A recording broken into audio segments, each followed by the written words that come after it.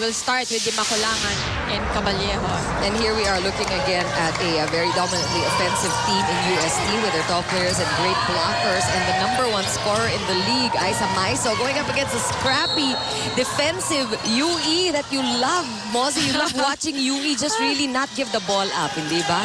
And it's something that USC they have to watch out for that. Kasi minsan nothing to lose na yung itong UE in this game. Alam nila, they have to win it. Pero I'm sure yung pressure is not that much. As against ang UST, we've known them to be a moody team, a really, really moody team.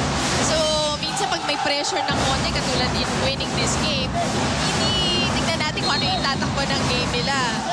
As against UE, wala yan eh. Parang consistent. Kuha lang nakuha ng bola. Talaga. Parang it's all business sila, no? Go there, going steep, hindi pa rin namatay. Pluto agad, didawi sa likod. Di Maculangan, quick to Ortiz. That one's good for a point. And Mike Ortiz scoring that one. You know, the last time out, the game between UST and UE, si Mike Ortiz ang naging best player of that game with 19 big points. Rosales blocked. And UE was set up again. Bakit ba hindi ko sa Adamson ngayon?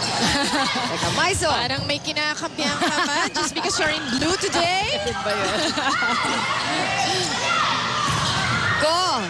Buntik pang mabuhay. And you see, we feel the energy coming from both squads. Sometimes pagka-sluggish yung teams, nararamdaman mo rin. Pero ngayon, they start off really, aggressive.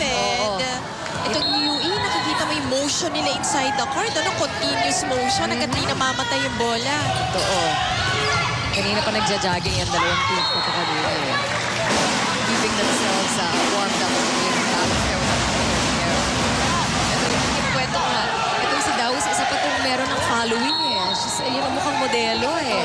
Right up there with Dakis and the rest of the pretty girls here in UAAP Volleyball. Kaya ini-invite ko nga talaga silang lahat to watch the games live and appreciate not only their beauty but also their athleticism. Ibang-iba no? Talaga. Hindi naman sana, but the TV doesn't do justice dun sa, let's say, taas ng talon, yung vertical leap ng mga girls, yung lakas ng palo. Naririnig mo pa eh. From behind the attack line, there Rivera, and that falls in. Nakapuntos Rivera there, the team captain. The really tiny little Rivera who is such a powerhouse anyway. Tsaka yan leader talaga ng team nila. That was actually a hard spike kasi long cross-court hit.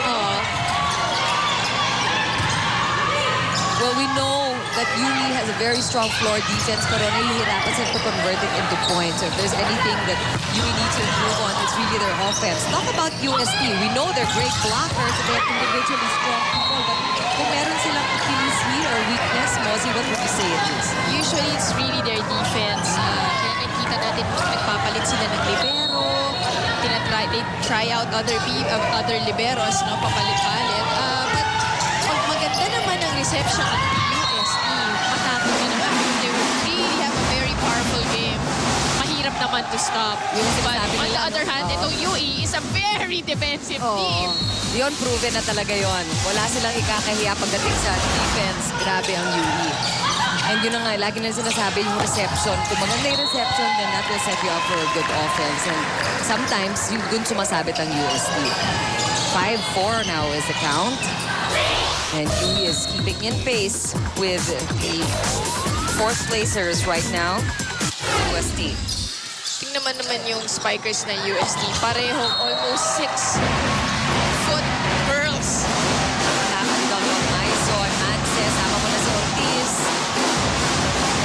And the center, Di Maculangan herself. Medyo matangkad rin siya. She's not short. Just like a regular setter. She's also an offensive threat, or a defensive threat at the front, rather. Del Rosario is in the libero uniform for UST today. Nagsiswitch na. Sometimes it's Lazaro. Yes. And here of course, itong si Del Rosario ay anak ni Coach Arik Del Rosario. Nako, it's in the blood. You know, ngayon ang dami ng mga second generation athletes. fun to watch. I'm sure their parents enjoy watching them too. 8-4, UST with a 4-point lead. We'll be back.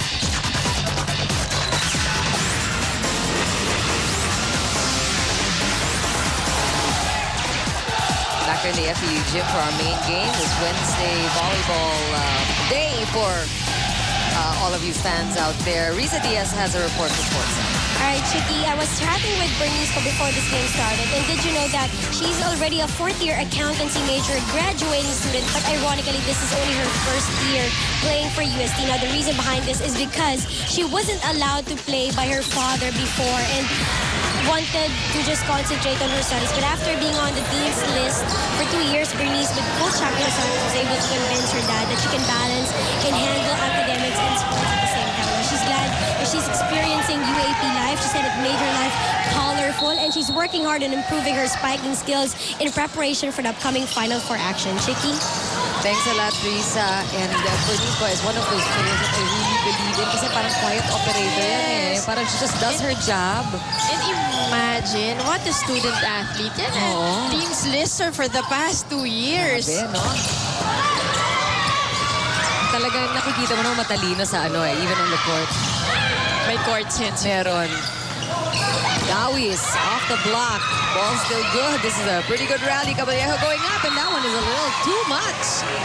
Well, sayang nga, it was a good set coming from Del Rosario, the libero of UST. What a shoot. Pero that was overcooked there by Caballero. 5-8 now the count. Dawis for UE with the serve. Wide set to Caballero once again off the block.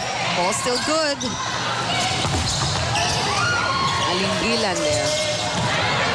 Alinggilan all of 5'5", but watch her jump. Let's see if she gets the serve again, set again. Nope, that was to the middle there. Roses with a block. And she's going up.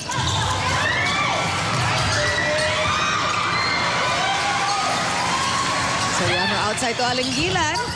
Buhay pa rin ang bola. Maiso trying to outsmart the girls in red. Alinggilan tries to kill it. Diba? So UST having a good defensive day. But What ito din naman from their offense. And Ito si Alinggilan, Chicky, in their last game, was able to put up 52 attempts in that game. Sa spikes lang, yan ang talagang Hindi napapagod. Oo, tsaka she's not your typical spiker. Tinan mo naman, she's so petite. She's only 5'5", like we mentioned. Pero bumablock pa. Kita mo yun? And forcing Maiso to get in the net there. Si Alinggilan challenging the much taller Isa Maiso at the net and forcing her to Again, to the violate. patience of UE. Ayan, tinan Just mo. wearing down Point. the patience of UST. Tumabol na ang UE. They're only within 1 point in this first set. Nice dig there by Rosales. Alinggilan! Too much for Bernice Ko, and that's a point to tie up this first set. Very 8-all. powerful hit there by Alinggilan. Iniwasan pa yung blockers ng UST. Very smart player. 5'4", I'm sorry. Wow. Tanggalan pa natin ng 1 inch. But she plays like she's 6 feet. Maiso, on the other hand, is almost 6 feet. Commits an offensive error there. Tatlo na yan in a row, 2 from Caballero and then from Maiso. So like you mentioned kanina, yung kanilang defense is working pretty well because we're seeing the ball go back and forth. Pero opensa. Yung opensa, kailangan ayusin ng konti. It would be long for Mansi. She was under the ball that time and no snapping of the wrist. And a spate of errors coming from the tall girls of UST. Although it is early in the game, medyo they have a lot of time to shake it off. Caballero this time. Ay, hindi pa. Alam ko, buhay pa yung bola. Why are we not surprised na... Mas surprised pa nga tayo pag hindi nakukuha ng UV. But